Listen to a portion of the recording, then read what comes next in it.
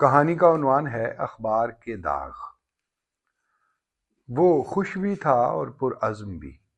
کہنے لگا، اب مجھے قومی اخبار میں نوکری ملی ہے، میں مزید محنت سے رپورٹنگ کروں گا۔ تنخواہ فی الحال مقامی اخبار جتنی ہے، لیکن امید ہے میرا کام دیکھ کر مالکان بڑھا دیں گے۔ چند دن بعد پھر ملا تو خاصا پرجوش تھا۔ اسے چونکا دینے والی ایک سٹوری ملی تھی جو مشہور بس کمپنی کی زمینی میزبانوں سے متعلق تھی۔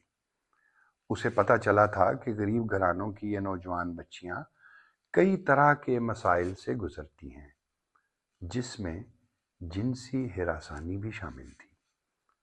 کچھ کا تو باقاعدہ جنسی استحصال کیا جاتا تھا۔ اس نے بتایا کہ 2-3 لڑکیاں تو اس پر بات کرنے کو تیار ہیں، لیکن زیادہ تر خوف میں مبتلا ہیں۔ مہینہ بھر وہ آیا ہی نہیں۔ جب آیا تو بعد کی کہانی اس نے مجھے ایک بار ہی سنا دی۔ اس سنسنی خیز سٹوری میں اخبار کا ایڈیٹر اور مالک خاصی دلچسپی لے رہے تھے۔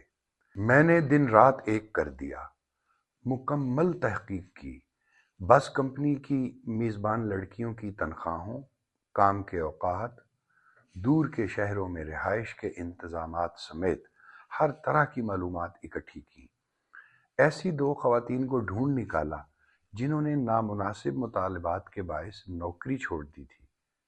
خوش قسمتی سے وہ انٹرویو دینے پر بھی آمادہ تھیں۔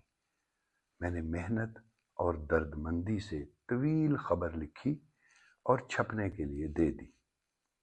ایڈیٹر نے پہلے ہی بتا دیا تھا کہ سٹوری اتوار کے اخبار میں نمایاں انداز میں بیک پیج پر چھپے گی۔ مجھے یقین تھا کہ اتنی اہم تحقیقی خبر 1/4 صفحے پر تو ضرور ہی چھپے گی۔